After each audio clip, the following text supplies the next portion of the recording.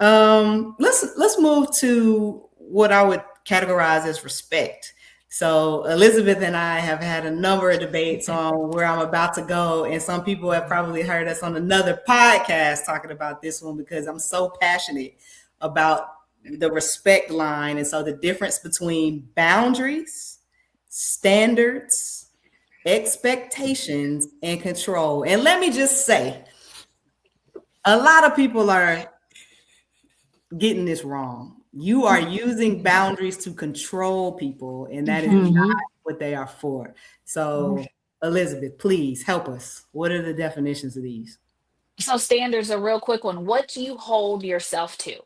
So it's the baseline of your principles, your values, your level of quality you commit to yourself, how you live, act, and treat others, right? So some examples: I treat others with honesty, and I expect to be honest in return. I expect somebody to be honest back with me. I value punctuality, and I always show up on time. I don't engage in talking about others, those type of things. So standards guide our self-respect and our behavior. Now, when we look at boundaries, what you will and will not tolerate, however, boundaries are the limits you set around what behaviors, treatment, or circumstances you will accept from others. From others in the broad term. Don't say, you, I don't accept this from you. You need to do this. Um, it's saying things like, I'm not available for work messages after 6 p.m. I don't do dates after 8 p.m., right? It doesn't matter who comes along. This is the boundary that you have set. Um, these boundaries protect us emotionally, mentally, physically, and they're non-negotiable and help define your space. They're so important. Like, you know your boundaries, you're halfway there. Okay, expectations. This one is very interesting to me. It's what you hope or assume will happen.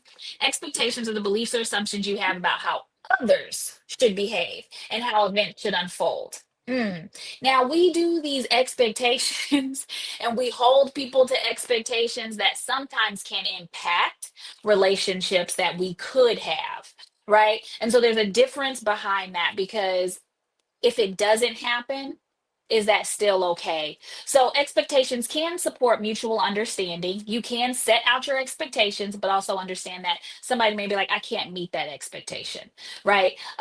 One of the examples is, I expect friends to respond to my text within a day.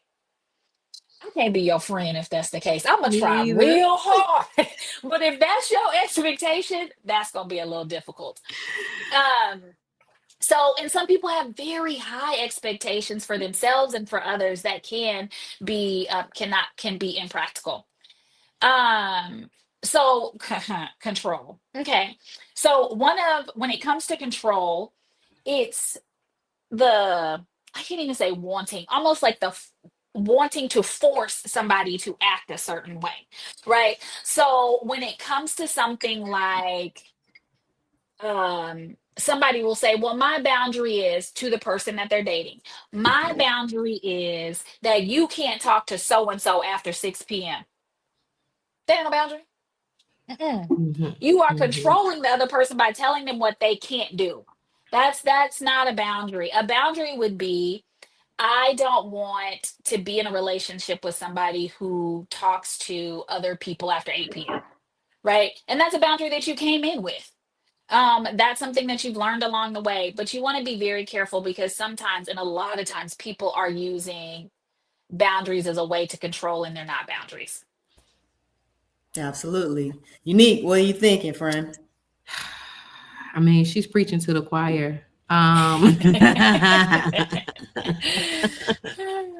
The long and short for me is really there's nothing out here that should cost you your peace. And so I always prioritize peace over potential.